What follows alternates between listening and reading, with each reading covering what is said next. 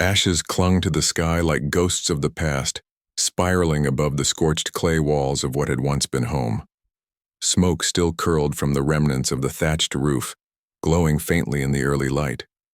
The only sound in the smothered silence was the crackle of dying embers and the low, trembling sob of a woman clutching 3 daughters to her chest. Radha stood first, her bare feet blistered against the hot soil, her eyes dry, her hands clenched into fists stained with soot.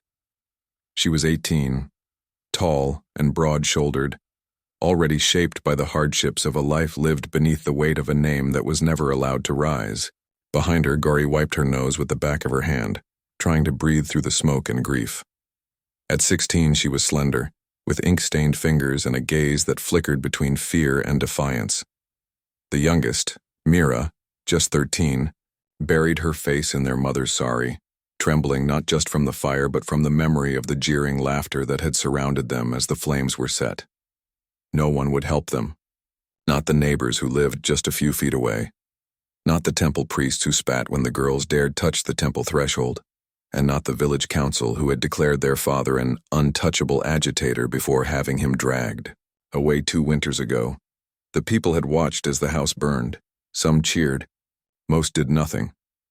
Radha turned to face them one last time, their faces hidden behind cloths, their eyes hollow with centuries of hate. No words were exchanged. There was nothing left to say. They had been born into the Shamar caste, cobblers by way, trade in a land where even the dirt seemed to know its place better than the people who tilled it. Their father, Ratan, had dared to dream beyond the boundary. He had tried to send Gauri to the local school, had stitched shoes not just for the lower caste but for landowners too. He believed that skill could rise above stigma. That belief was buried with him. After his arrest, the sisters were kept from the market. No one would sell their mother grain or cloth. They were told to drink from a separate well. When Mira tried to join the village's reading circle, the teacher slapped her so hard she bled from her ear. Gauri once painted a portrait of the Yu, goddess Saraswati, and left it outside the temple door.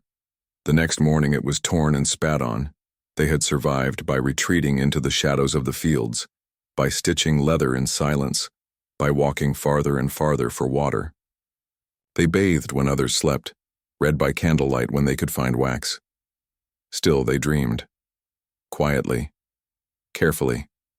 Dangerous dreams. Radha had taken on their father's role without question. She hunted for roots in the forest, bargained with traveling merchants, and kept watch at night. Her strength wasn't in her words. It was in her stillness, the way she held herself against the wind, unmoving. Gauri was the one who questioned, who scribbled poetry on scraps of cloth, who whispered impossible ideas to Mira when their mother wasn't listening. One day, she'd say, we'll walk into that temple in silk, heads high, and they'll bow to us. Mira held on to Gauri's words like prayer. She was quiet, yes, but her heart beat with an ache that had no name. She didn't understand why they were hated, only that it hurt, that it was wrong, and that the stars above seemed too beautiful to belong to people as cruel as her neighbors. They had no time to mourn the ashes. The sun was rising. Someone would return. They couldn't stay. Their mother, Kamala, limped from the smoking doorway, with a bundle wrapped in her old shawl, what little she had managed to save. Her voice was cracked but resolute. We go north, she said. There's a work camp past the forest. They hire anyone. No one asks questions. Radha nodded. Gauri didn't speak. Mira took one last look at the charred doorway, her lips moving in silent farewell. They walked. The road was not a road at all, but a scar through dense scrub and thorn-brushed hills. The sun beat down. Their sandals wore thin. Their mouths dried faster than they could ration water. Thorns tore at their skin. Once, a jackal circled them at dusk, eyes glowing in the low light. Radha raised a stick, her body trembling with fatigue. But the jackal slinked away, sensing that these girls had nothing left to lose. At night they huddled beneath banyan trees. Kamala whispered stories to keep them from fear, myths of Durga rising to strike down demons, of queens who walked through fire and came out unscathed. Gauri listened with eyes open. Radha kept watch. Mira whispered her own stories to the wind and... The fourth night, a storm broke over them without warning. Lightning clawed the sky. Rain flooded the path. Kamala fell behind. Her leg, once shattered during a raid, gave way. She collapsed in the mud, breath ragged. "We can't stop," Radha whispered. "They'll find us." Gauri sank to her knees beside their mother. "She can't walk," Mira sobbed. "We can carry her." They built a makeshift stretcher from broken branches and their only blanket. They dragged her through the storm until dawn, their muscles screaming, their fingers torn. By the time the sun rose again, they had reached a crest and saw for the first time smoke rising from beyond the hills. Not the black smoke of destruction, chimneys, cook fires, a town. Kamala faded in and out of consciousness. Her lips barely moved. "Don't show your names. They'll turn you away." Radha swore. "I won't let them." They approached the outskirts of the settlement, newer than their village, with buildings made of stone and wood instead of clay. Men in uniforms patrolled the entrance, rifles slung over their backs. A sign read, "Ranakpur Frontier Camp, entry by work permit only." Radha stepped forward. The guard narrowed his eyes. "You from the south?" Radha nodded. "We're looking for work. I can lift, clean, stitch leather. My sisters, too." He looked them over, noticed the bruises, the exhaustion, the dirt. "No place for beggars," he muttered. "Try the labor queue tomorrow." He made no move to help. But he didn't stop them either. They slept that night on the edge of the work camp under a half-built awning. The ground was cold, and the rain had left everything soaked. Mira curled beside Kamala, whose breathing had grown shallow. Gauri rubbed her mother's hands, trying to bring warmth back into her fingers. Radha sat alone, staring at the distant lights of the town. Her hands were blistered. Her body hurt. Her heart, though, her heart was fire. It would not die. She thought of their old home, of the gods who had turned their backs, of the men who watched it burn and did nothing. And then she thought of her sisters, of how they had carried a woman twice their weight through the storm, of how Gauri still whispered poems, of how Mira had refused to stop walking, even as her feet bled. They would not bow. Not again.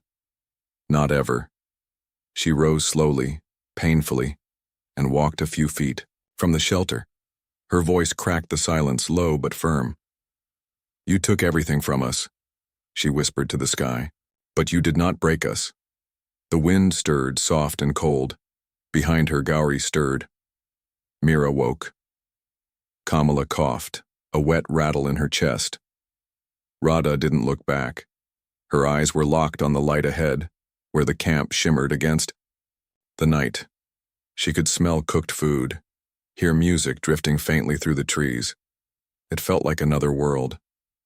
But it would be theirs, somehow. No matter how many names they had to change. No matter how many nights they had to sleep under stars that belonged to others, Radha would lead them through it, because what had been lost in fire would be found again. In blood, in bone, and in the unbreakable bond between three sisters no longer willing to crawl. The wind roared like a beast unleashed across the open plains, throwing dust into the eyes of travelers and tearing leaves from their branches in violent spirals. Rain followed close behind, sharp stinging drops that lashed the earth, muddying the roads and drowning the crops.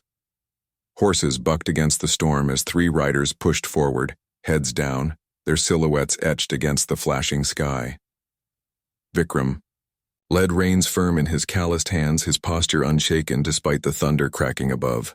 His eyes, gray and unreadable, scanned the terrain not with fear but calculation. A scar ran down his right cheek, an old memory from a war no one spoke about anymore. His cloak was soaked through, but he moved as if the storm were nothing but an inconvenience.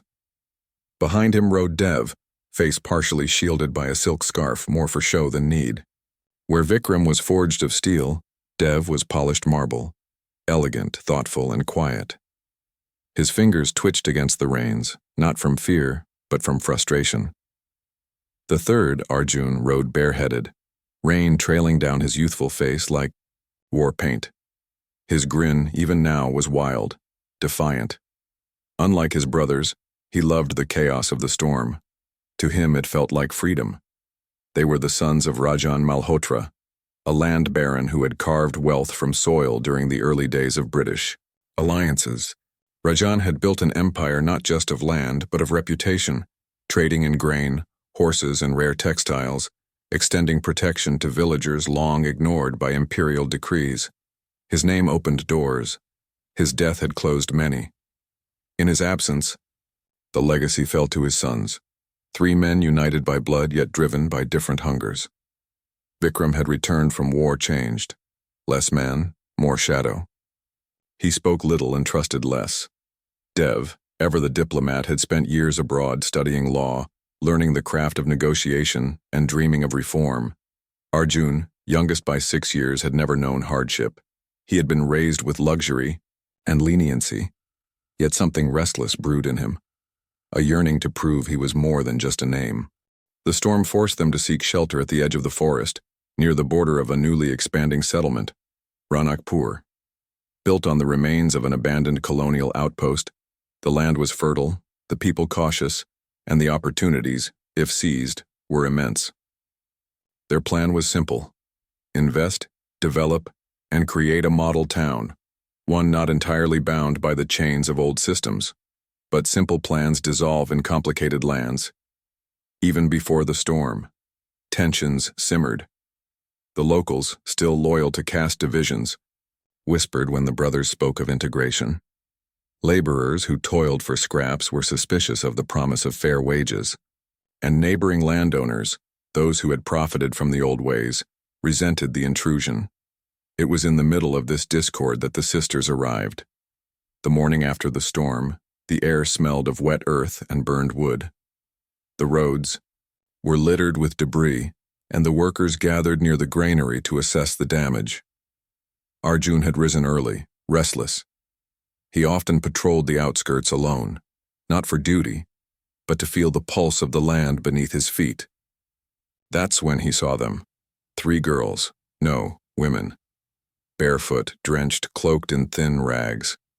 One of them, the smallest, lay limp in the arms of another. Her skin was pale, her lips cracked.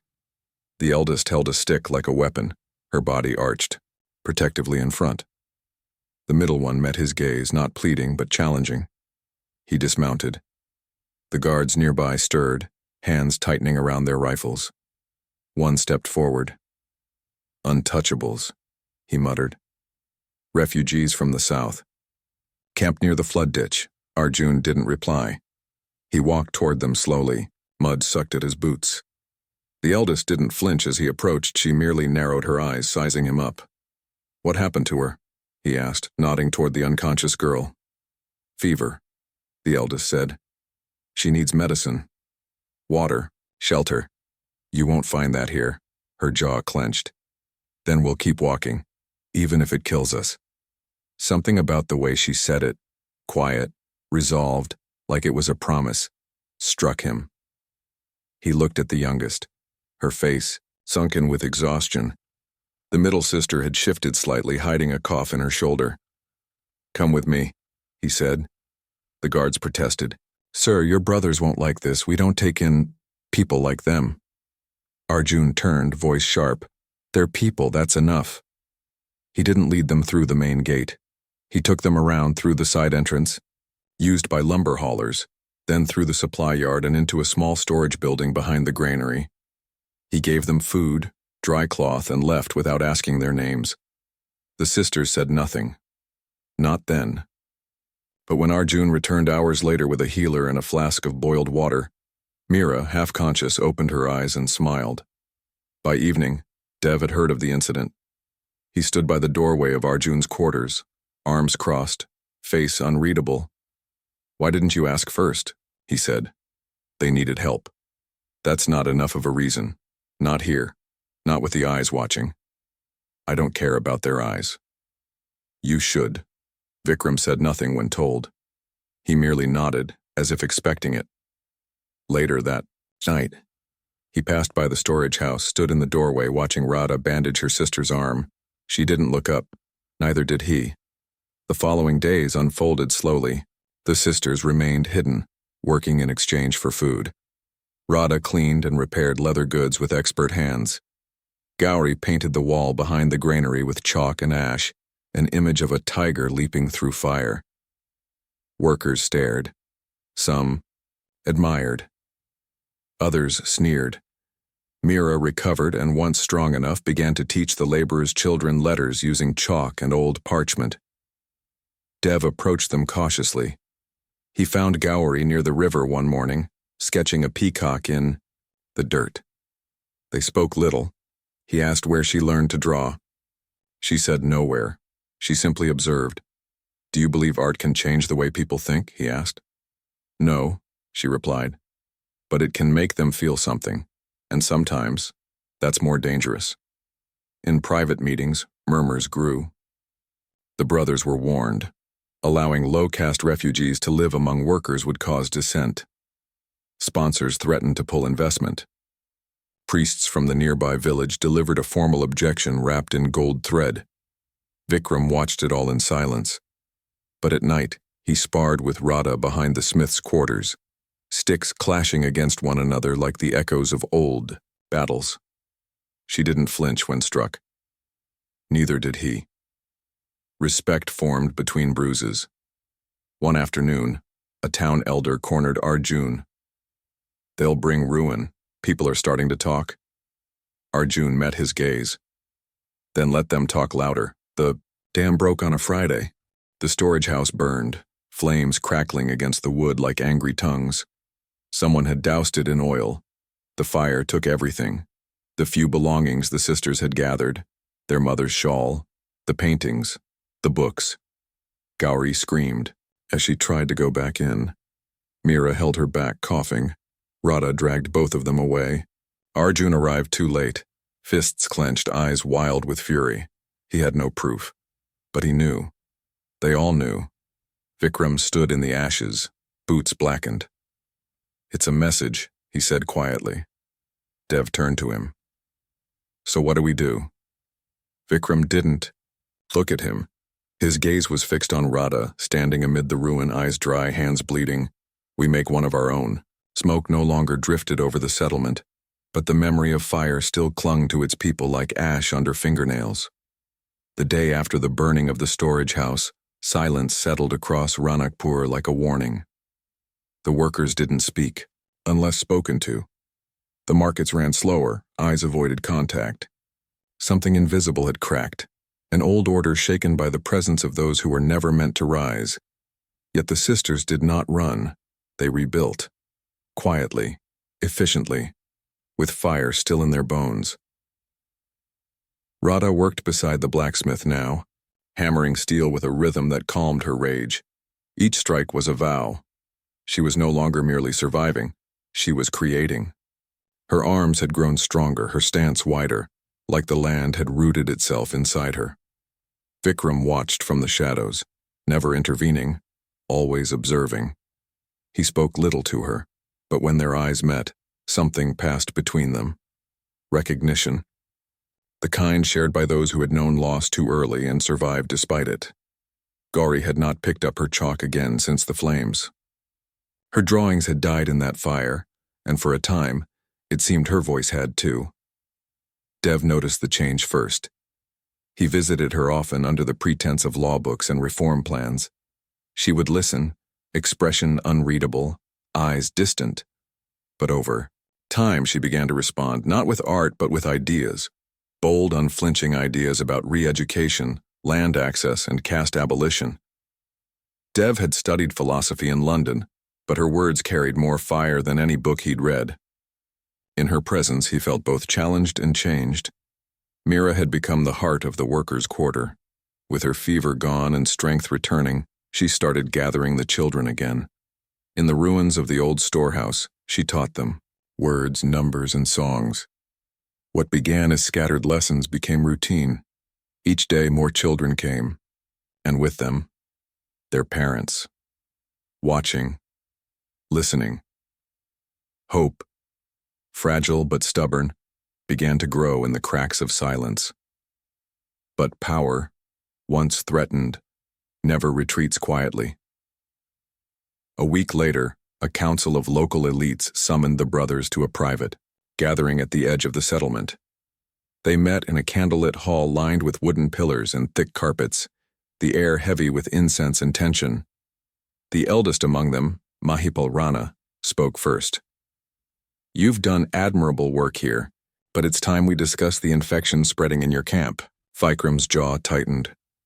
Dev remained calm, fingers laced. Arjun, seated at the far end, shifted uncomfortably. "The girls," Mahipal continued, "they do not belong. They are causing unrest. You've elevated them. Let them live among your own. That is unacceptable." "They've harmed no one," Dev said quietly. "They've worked, taught, built. What crime have they committed?" Mahipal leaned forward, voice low and venomous. "Their birth is their crime. You know this." "No," Arjun said, standing. "You know this, and you're afraid of what it means if it's no longer true." Voices rose. Accusations flew. Tradition, honor, purity. The council threatened sanctions, refusal of trade, isolation. Vikram remained silent until the very end. When all voices had tired, he stood, his presence cutting through the noise like a blade. "We didn't come here to preserve rot," he said. "We came to build something new. If that threatens you, leave, but we won't bow." That night, Radha sat by the forge, wiping sweat from her brow. Vikram approached without a word, placed a folded cloth on the bench beside her. Inside was a blade, unfinished but strong. Her eyes met his. "You made this?" she asked. He nodded once. Her fingers ran over the steel. "Why give it to me?" "Because you'll finish it." The next morning, whispers traveled faster than light. A decree had been passed, unofficial but enforced. Anyone aiding the sisters or their supporters would be denied water access. Supplies to the settlement would be halted. Vendors from neighboring towns withdrew. Tensions within Ranakpur thickened. Laborers were forced to choose between survival and solidarity. Radha, Gauri, and Meera were asked to leave for their safety. Arjun refused. Dev argued. Vikram simply said, "Let them come." The assault came 3 nights later. A gang of masked men, emboldened by fear and sanctioned by silence, slipped into the camp with torches and clubs. They struck first at the school hut, shattering Meera's teaching slates, then the forge, then the water carts. Workers who tried to intervene were beaten. Flames rose again, but this time the sisters didn't run. Radha met them head-on, blade in hand. The steel Vikram had given her now gleamed with purpose. She moved like wind through dry fields, fast, silent, unstoppable. 2 men fell to her, strikes before the others realized she was no mere girl. Gauri, caught in the chaos, shielded children behind a stone wall. One of the attackers lunged toward her, torch raised. Before he could reach her, Dev appeared, barehanded, eyes blazing. He tackled the man to the ground, taking the blow across his shoulder, refusing to fall. His voice broke through the night. "You will not burn this future," Meera screamed as another man grabbed her. Then came Arjun, his horse thundering through the dark. He leapt before it stopped, colliding with the attacker, fists flailing with reckless fury. His knuckles split, blood mixed with mud. And then, like thunder, Vikram arrived. He didn't shout, didn't run. He walked into the firelight like death-given form. In his hand, a war axe from his father's collection. The attackers, recognizing him, hesitated. That was their mistake. What followed was swift, brutal, and unforgettable. By dawn, the camp stood bloodied but unbroken. The attackers fled, leaving behind only their fear and their shame. The workers, once silent, rose in numbers, surrounding the sisters and their defenders. For the first time, caste lines blurred beneath ash and blood. Meera stood atop a crate, voice shaking. "They want us afraid. They want us quiet. But we're still here. We are still here." The crowd roared, not in fury, in unity. And that was, when everything changed, Radha didn't weep. She stood with her blade still in hand, shoulders squared. Gauri picked up a piece of chalk and began drawing again, on a wall this time. A phoenix, wings wide, burning bright. Meera helped her. Dev stood beside them, arm wrapped in cloth. Arjun grinned through a swollen lip. Vikram, quiet as ever, nodded once and walked away. The lines had been drawn. The battle wasn't over. But a new war had begun, one not of fire and fists, but of courage and change. And for the first time in their lives, the sisters knew what it felt like to be seen. The monsoon came early that year, drenching the earth in relentless fury, as if the heavens themselves had grown impatient. Rivers swelled and flooded the lowlands, consuming trails and bridges, trapping those who had lingered too long in indecision. But within Ranakpur, something else was rising, louder than thunder, stronger than floodwater. The workers had begun to build, not with permission, but with purpose. What had started as a handful of outcasts and allies now grew into a movement. Temporary tents turned into structures. Charcoal sketches bloomed into murals across walls. Laws were copied by hand and read aloud in the evenings by lantern light, with Meera's soft but steady voice breathing them into the ears of the forgotten. But as the settlement spirit hardened into defiance, enemies gathered like vultures, circling an injured lion. The council of elites, humiliated and enraged by the growing influence of the sisters and their champions, summoned mercenaries. These weren't local thugs. These were professionals, ruthless men who had once fought for the highest bidder during border wars and knew how to crush rebellion in silence. They arrived under cover of rain, camped 2 miles outside the village, waiting for the signal. Vikram had sensed it. He'd seen the tracks days earlier, horse hooves too deep, too calculated. When he found the remains of a scout's fire smothered with damp ash, he understood the message. This wasn't over. It had never been over. In the council's chambers, Mahipal Rana signed the final decree. Take them, all of them, and make an example. Inside the village, however, the tide had turned. Dev stood at the center of a gathering holding a soaked parchment, one of the reformed legal charters they had collectively written. This land, he said, voice hoarse, is no longer divided by your birth, but by your choice, to build or to break. Applause echoed through the makeshift courtyard. For once his words were not just ideas but action. He had changed, no longer merely an orator, but a man standing in the fire of his own convictions. Radha sat nearby, sharpening blades. Not just one, but many. Workers gathered in the evenings to learn from her. How to hold a weapon, how to fall without breaking, how to rise again and again. She taught without flair, her voice measured, her movements clean. Vikram watched her. Sometimes his arms folded, his thoughts unspoken. He didn't just respect her, he trusted her. That was rarer and more dangerous. Gauri painted maps now, not of places but of people, their roles, their routes, their resources. She had transformed from an observer into a tactician. Dev worked closely with her, drawing on his old military readings, adapting them into defense, strategy. Their discussions were tense, heated at times, but always productive. Each challenged the other, not out of ego, but necessity. Meera was the one who noticed the shift first. It's too quiet, she said one night, standing at the edge of the settlement with Arjun.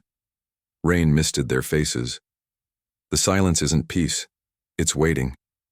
Arjun nodded, expression uncharacteristically grim. He had changed the most visibly. His clothes were torn from work, his hands calloused, his grin rarer.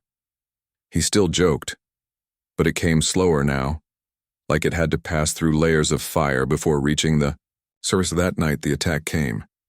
It began not with fire but with silence, cutting every lantern, every torch. Then the wolves were unleashed. They struck the water reserve first, destroying barrels and slashing ropes. Then the grain store. Then the school. Mercenaries moved like ghosts, fast and lethal. Villagers scrambled, some too slow to react, others frozen by terror. Screams rang through the night, chaotic and disoriented. Vikram emerged from the shadows like a storm. His axe cleaved the first mercenary cleanly, and without hesitation, he signaled the counter-response. Radha was already in motion, blades in both hands, leading a group of trained laborers who flanked the enemy. Steel clashed against steel.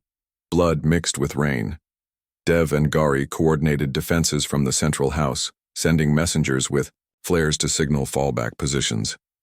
Mira moved among the wounded, applying makeshift bandages, whispering courage into frightened eyes. Then a scream tore through the battle. Arjun. He had broken formation to chase a group of raiders heading toward the forge where children had been hiding. In the dark, he was caught off guard, ambushed. A blow cracked against his ribs, another to his face. He stumbled, gasping, cornered in the mud. Radha saw him fall. Without hesitation, she surged forward, breaking rank. Two mercenaries turned to intercept her. She didn't slow. One fell with a shattered jaw. The other she gutted with terrifying precision. She reached Arjun, stood over him like a shield, daring them to come closer. Her breath was ragged, her arms trembled, but her eyes blazed. Then Vikram arrived. He stepped beside her, unspoken solidarity between them. Together they fought back to back, carving a path through the chaos. Arjun rose, bleeding but alive, and joined them. For the first time, the three stood together, not as landowners and exiles, but as warriors. Elsewhere, Gauri was cornered near the central hall. Flames licked the wooden beams as mercenaries closed in. She gripped a broken spear, more symbolic than useful. One attacker lunged. Before the blow landed, Dev appeared behind him and struck with a metal rod, driving him back. Gauri didn't flinch. She stabbed forward, catching the man in the thigh. He fell, screaming. They shared a glance, wordless, tense, alive. By sunrise, the battle had ended. Smoke coiled into the sky once more.